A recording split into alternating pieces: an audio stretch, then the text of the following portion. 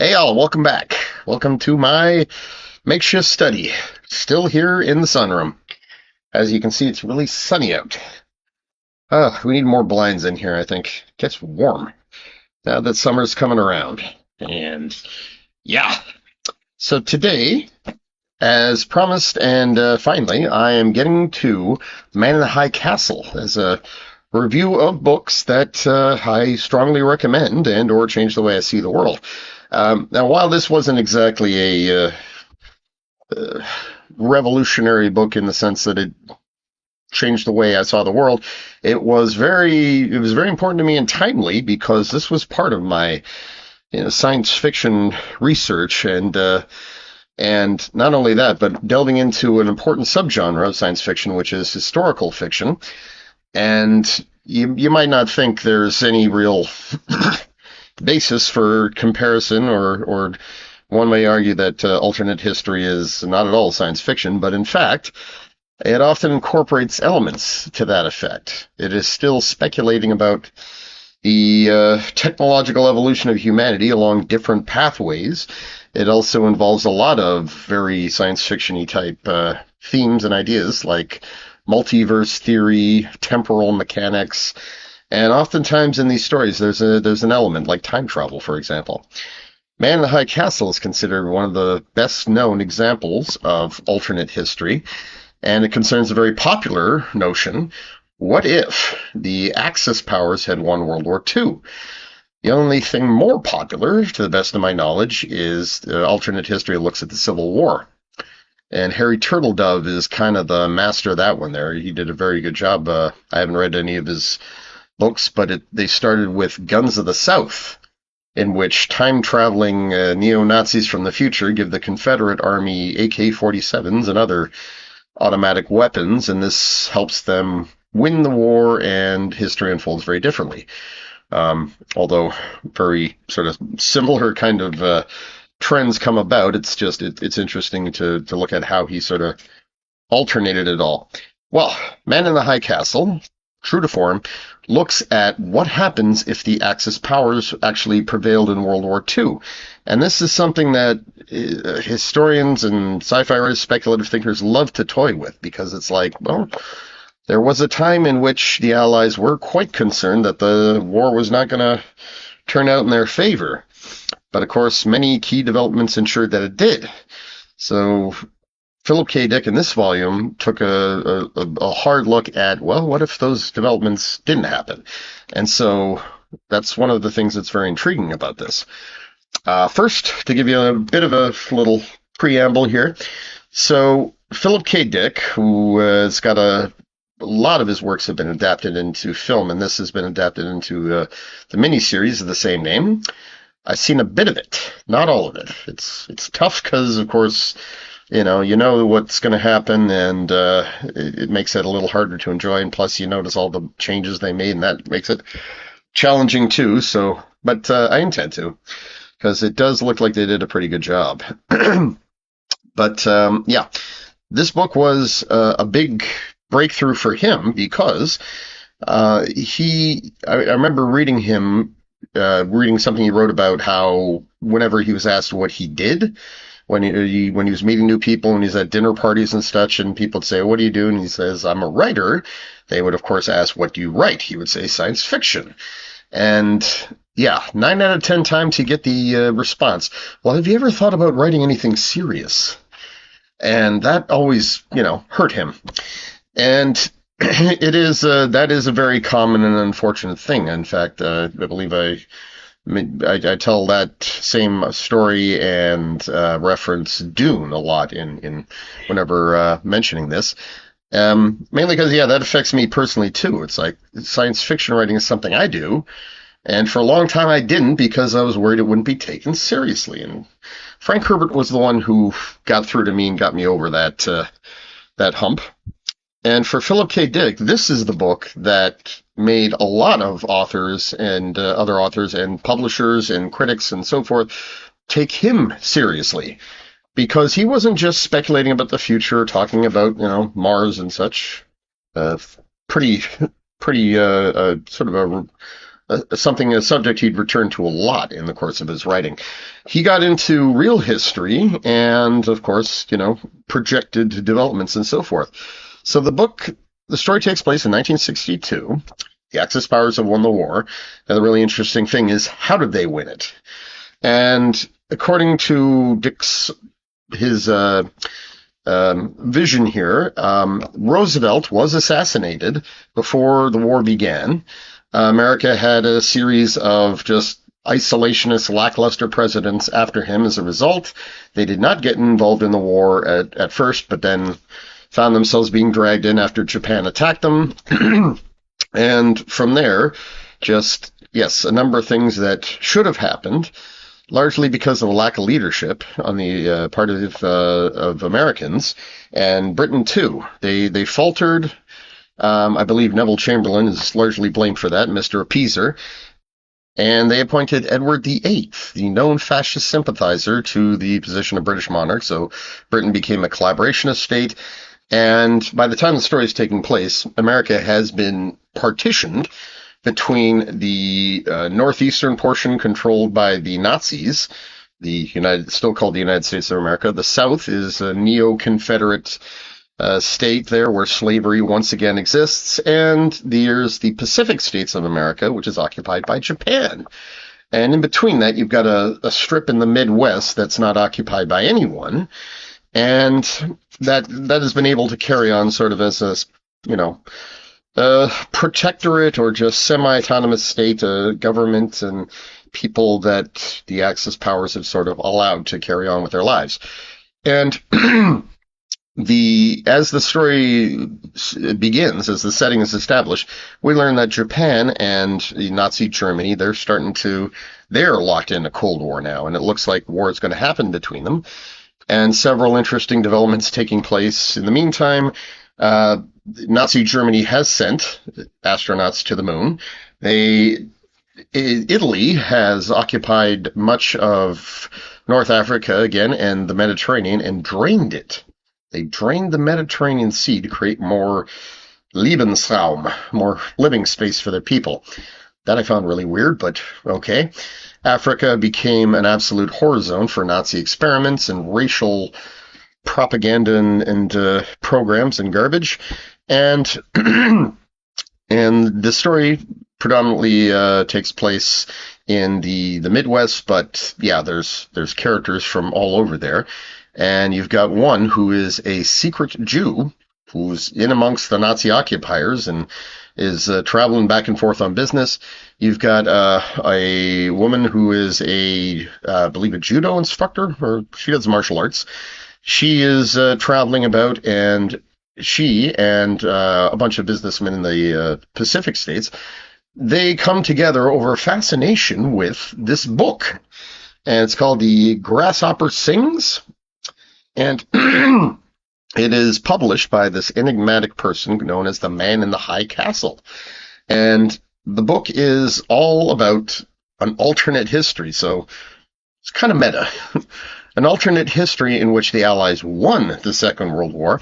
And he is explaining with all of these interesting materials and sources how this happened and explaining how, that added up to victory.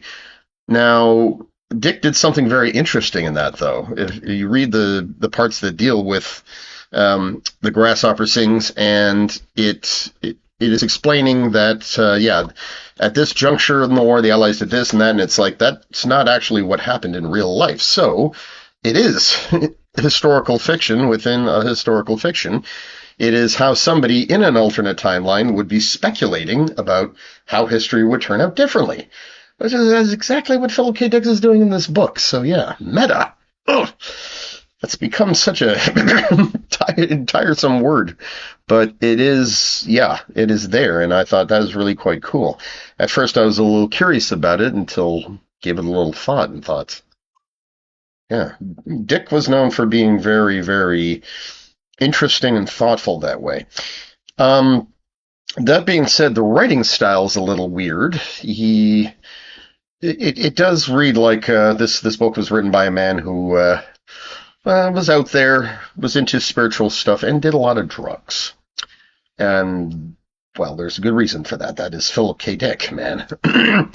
He, had a long history of psychedelic drug use, was quite spiritual in ways that were rather sort of new age and hippie-like for his time. I mean, he was a man of his time, absolutely.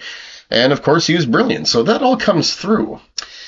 And a neat sort of resolution to it. I don't want to give too much away again, but in the Pacific states and elsewhere, the book that has caught on that pretty much everybody has, and as it says in the dust jacket, the I Ching is as common as the Yellow Pages, at least in San Francisco, but else just about anywhere in the Pacific states.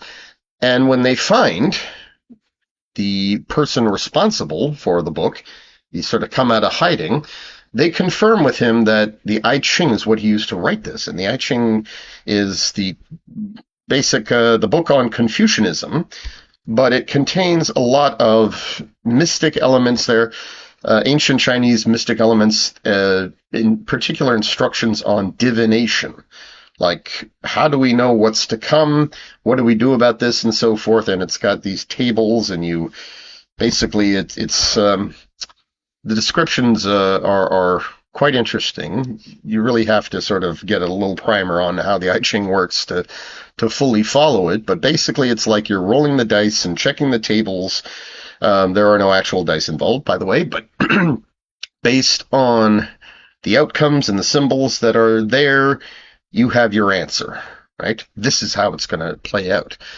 And so, yes, the resolution to all this, which was interesting, and again, Philip K. Dick, was that, the man in the high castle, as he's called, and that's based on the town where he lives, High Castle. Not exactly the best coded, not the best code, but it's an obscure town and so forth, so yeah, apparently it's worked for him. He's remained in hiding for a long time, and he's kept his identity secret. This is how he divined the past, and how he eventually came to the conclusion that this world, this time, it's wrong. And yeah, one can see that same kind of thinking at work in a lot of alternate histories and Star Trek. It actually put me in mind of an episode of Star Trek where they get into an alternate timeline where the Federation was still at war with the Klingons, and one of the characters who has special intuitive abilities and named Guinan, played always awesomely by Whoopi Goldberg, she can tell that they're in the wrong timeline, that this is that's not right. And yeah, it has to do with a whole bunch of temporal stuff that went on that affected the flow of history, and so they got to set it right. It's a terrific episode. I think it's called Yesterday's Enterprise, and so you definitely got to see that one. But yeah, this too. It's like, if in fact the 1930s had worked out a little bit differently, then World War II, in all likelihood, would have worked out very differently.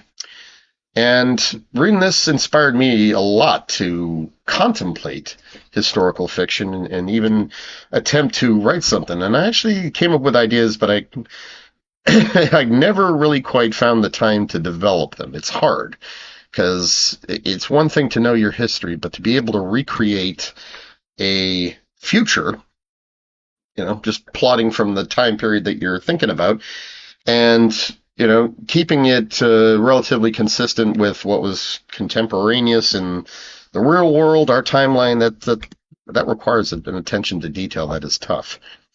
And yeah, this book definitely did have a lot of attention to detail. Dick was quite concerned with how people would operate under these occupying regimes. And one thing he displayed was that the Pacific states of America seemed to be run much more benignly and kindly than the way the Nazis did. The Nazis were brutalistic and horrible, whereas Japan seemed to be interested in cultivating its culture and the cultures that it very much respected, elements that they borrowed from China over several millennia. And so, yeah, it's like life in San Francisco doesn't sound that bad. It's just the fact that they're being occupied by a foreign force. Whereas wherever the Nazis are, it's like they are doing what many would expect Nazis to do. It's like they're making huge scientific strides, and it's all built on genocide. And yeah, well, that's consistent with the image of what the Nazis created during the war. They had all this advanced technology, product of some really truly well-educated minds and institutions created by the not Nazis, by the Weimar Republic and the federal German state there before World War One. They took advantage of that, and with all this disgusting slave labor and human experimentation, they turned that into weapons of war that just were astounding and very scary. So all of that is there.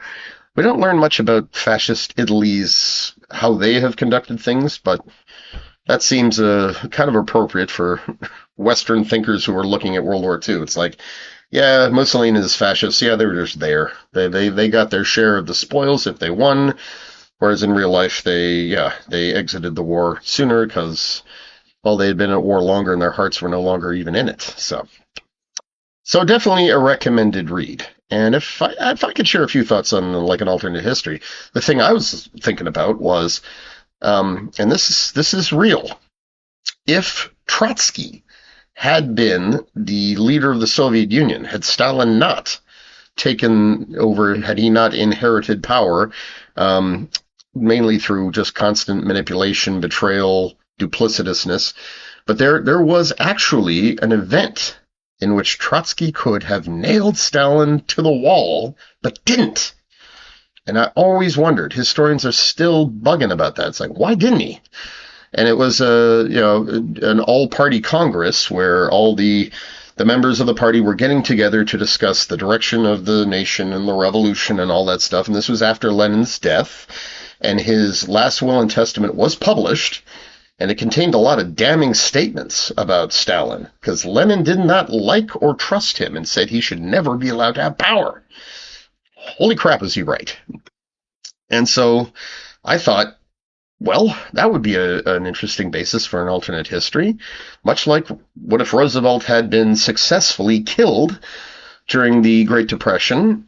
What would have, how would that have turned out? Well, what if Trotsky had succeeded in ousting Stalin, who would have then been sent off to Siberia or some nothing post, maybe? Because Trotsky was known for not being nearly as brutal and ruthless as Stalin. He was by no means, his hands were not clean at all. In fact, that's something that's often overlooked by Trotskyites and communists who are trying to salvage the philosophy from what Stalinism sort of presented. And it's like, yeah, if Trotsky had taken over, everything would have been fine. It's like, well, no. When Stalin took over, the secret police, the gulags, the persecution of intellectuals, the liquidating of anybody who opposed the new way, the new order, the new regime, that was already in place. Stalin just turned it up to, 12. But yeah, Trotsky in all likelihood, he had been there for Lenin's turning that down and instituting the new economic policy and all that, and trying to find a way to build socialism without naked force. So, yeah, I began thinking about that, and it's like, not only that, but his commitment to ensuring the revolution was exported, that would have made a big impact during the 1930s, whereas Stalin was all about, want to build up socialism at home, which meant just crash industrialism, massive purges, great terror. Yeah, I do think Trotsky would have been more involved abroad, and that would have made a big difference in the League of Nations and with the rise in Nazism. And that, well, the way I figured it is that Nazism basically failed because there was a dedicated effort between the Soviets, the French, the Czechs, and ultimately the British to basically stop Hitler dead in his tracks at Munich in 1938. And after that, Hitler fell into disfavor as the economy went bad and lost power. And then it's like, well, now, what would have happened next? Over the next 20 years, let's say. How would history have unfolded? There would have been a new Cold War with, the way I saw it, Britain and the United States becoming these highly conservative outposts of no longer liberal democracy. Whereas, the continental Europe and the Soviet Union, there would have been a bit of a rapprochement, and it was like, we see a heavily social democratic Europe that has nominally good relations with the Soviet Union. And yeah, they're looking at each other as enemies and looking to get their hands on the latest weapons and so forth. And yeah, and all that's taking place. Never really wrote it. Is anybody out there who wants to try? Be my guest. At some point, I would like to do the necessary research and pen a story that covers that. And yeah, Man in the High Castle was very much the inspiration for that. Learning about Harry Turtledove and other alternate histories, and that includes Fatherland, which I never read, but I did see there was a TV movie adaptation, and it was really good too.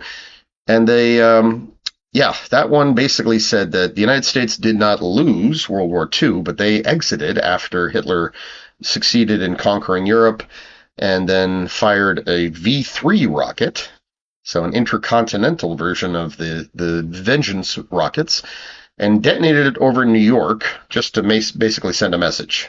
And the United States and Nazi Germany signed a peace treaty, so Germany became the master of Europe, whereas everybody else just sort of carried on. And it's set in the 60s as well, and it's on the occasion where the Fuhrer's birthday is coming around, and that's something interesting in both that and Man in the High Castle. It's like Hitler's still alive. In real life, he died. He was breaking down from Parkinson's. So, and that was it was exacerbated a great deal by war stress and all the drugs he was taking. He was hooked on methamphetamine, by the way. Yeah, that would have been interesting. Seen a lot of alternate history now where it's like, it's the 60s, Hitler's still alive, but he is a broken shadow of himself. He's this crippled old man who, yeah, ill health and so forth, he's not really quite aware of anything going on around him. He needs constant care. People take pity on him because he did not end up being history's greatest monster or one of several, like Stalin. The debate on as to who, whether or not any of these people are comparable to each other is, yeah, that rages on, and I am not going to get into that now. In any case, it is interesting to see that, because I would have thought you have to consider that, yeah, much of Hitler's declining health was due to all of his just experience during the war years and all of his drugs. So anyway, sorry, getting back to the point, Fatherland then, it's on the occasion of Hitler's birthday that they're doing this big celebration, and Western observers are coming over to Europe and all that stuff, and basically there's a murder mystery going on, and it has to do with the Holocaust. So that after the war, all information about the Holocaust was, of course, covered up, buried, and all those who instituted it, came up with it, and plotted it in 1941, 42, they're being bumped off, because the Nazis are trying to whitewash their history now that they're looking for closer relations with the West. And yeah, that was a very cool story too. And interestingly enough, a lot of this is also the basis for the video game franchise Wolfenstein.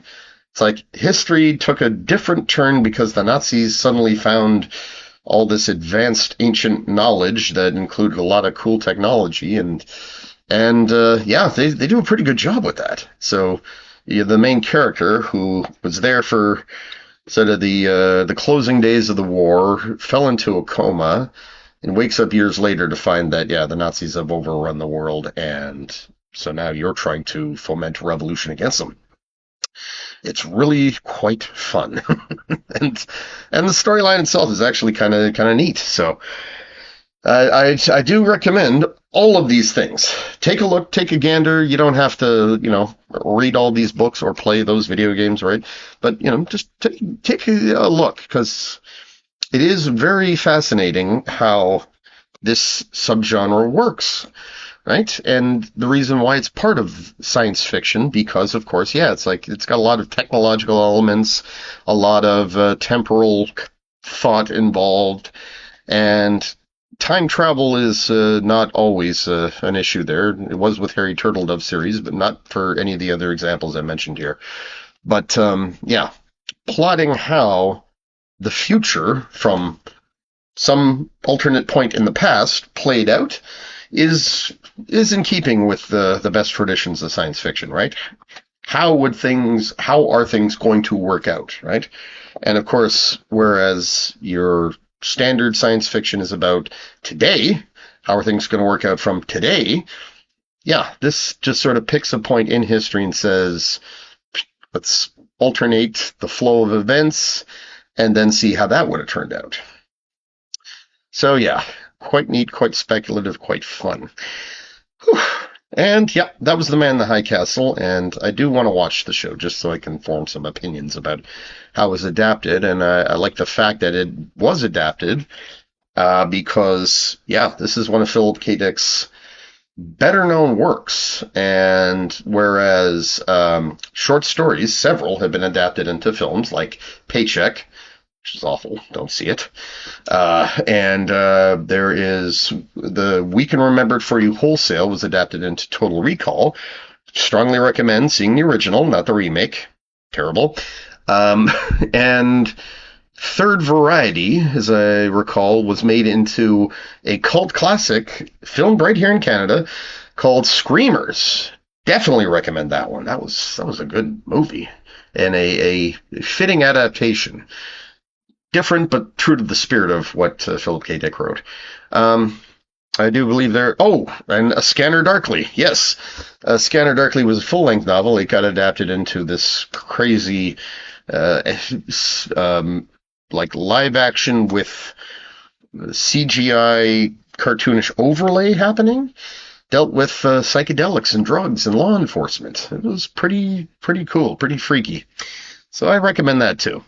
So I'm glad to see this has been adapted now. So Philip K. Dick is getting his due, because like so many before him, he really wasn't taken that seriously during his lifetime, and he didn't really get to see his work gaining appreciation until, yeah, well, his estate did after his death, and that happens quite a lot, doesn't it? Yeah. Anyway, so that's it for that book. I've got many more on the list that I've belted off about last time, and I wanted to include some more historical fiction, not alternate history, but actual historical fiction, which includes the Regeneration series by Pat Barker. It was quite influential, that one there. Anyway, until next time, take care. Have a good one.